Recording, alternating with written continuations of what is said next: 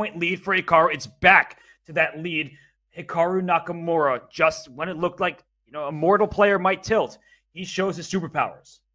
Hikaru is showing some nasty and showing us another Queen's Gambit decline. If you're Hikaru, you're more than happy with a draw.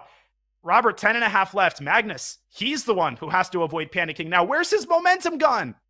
It's out the window because Hikaru Nakamura stole it. And we have over 150,000 people watching on Twitch and on YouTube. Welcome to the biggest party on this Sunday. Knight E4, played by Hikaru Nakamura, jumping to the center. Danya, I feel like White doesn't really have much of anything here, but this is the Magnus type of position that you can try to grind Hikaru down in. And it's what Magnus was unable to get the last couple of games, the last couple of losses. He's gotten back to what makes him the most comfortable. Positional maneuvering games. He's got a clear advantage here. And at this point, he's got exactly zero room for error.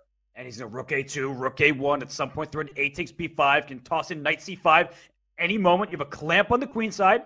But Hikaru, with 53 seconds left, he's moving so quickly and just honestly very well.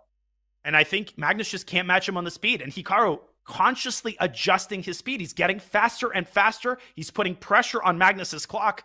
And here we go with this again. More counterplay on the king side. More of a time advantage. Knight F6, E4. Oh, bishop F3. So you want to give your bishop for the knight. Bishop C8, hitting the H3 pawn. You got to move your king out the way.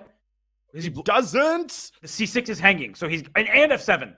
And F7. So you have to be very careful. Black. If you take on E5, D-E5, the C6 pawn is loose. So it's tactical solution by Magnus Carlsen. And Magnus is more than happy to give up a pawn if it means a queen trade. If he can get rid of that kingside pressure, he will breathe a major sigh of relief. He's eliminating some pieces, but here comes Hikaru again. Great moves from Hikaru. Knight B2. I like that move from Magnus. King safety is paramount. The E1 square now covered. Knight D2. Is there like a rook B7 at some point? Oh, well, there's a queen takes F2 tactic. We saw that in the first game. But Magnus, again, forcing the queen trade, or at least he's trying to. Yes, because the endgame looks terrible for Black. That's not a bishop on B7. It's a big pawn. It is, and it can't move away because then White will have full control of the 7th rank and knight D3. Magnus making moves. Or knight E5 bishop even. C8. Yeah, it's so not over yet. There's rook A1. Queen C1, queen H6 made sense. Okay, he wants to trade rooks. Whoa, rook B8? Whoa. No, the bishop on F3 is loose. Taking knight E5 deserves attention. It is played. Rook A6. Oh, and if you take on E5, D, and the C6 pawn will fall. Bishop takes D5 is another threat, and C6 is hanging directly. But Hikaru can throw in H3 at some point. If he can make this messy, he's had the edge in time scrambles all match long. This is what it all comes down to. Here we go. Oh taking my gosh. Queen C6. He goes Queen C5. Look at that. He was Knight C4, Knight takes C6. Keeping more pieces on the board. Play Queen, take on D4, so you play Queen D5. He said takes right away. But there's perpetual ideas. There are I don't know if he can win this. Look at that knight and queen combo.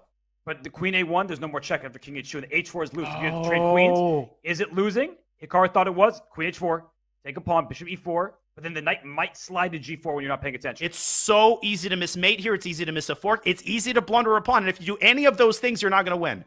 But look at that move, bishop E2 and G3, king G2, then push your B pawn.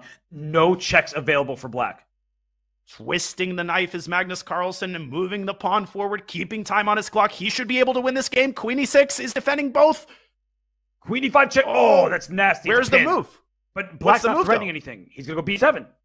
But queen takes E2 and queen F4 check. Yes, that's huge. He's got to see it, does Magnus. He doesn't. It's okay. He moves his bishop, and then B7's unstoppable. Still totally winning, but you don't want to give Hikaru any added chances.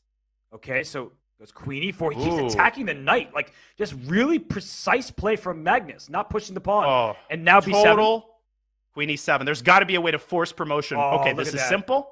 But Hikaru's going to waste some time off the match clock. And what that does is it forces Magnus basically to win the next game. Yes, it does. Don't take G. Oh, you can. There's no stalemate. It was close, though. Scared both of us. It was very close. And don't pre-move. You might stalemate by accident. Yes. But no stalemates available here. He's trying to find the quickest checkmate. He's trying to find the quickest checkmate. But you got time if you're Magnus. There's no need to do any crazy pre-moves. Queen At this point, you can pre-move Queen C2. Yeah. Oh my gosh, we'll have 6 minutes remaining. Magnus. Oh my God. He can draw the next game, right? If he draws the next game, there still will be enough time, right? 6 minutes is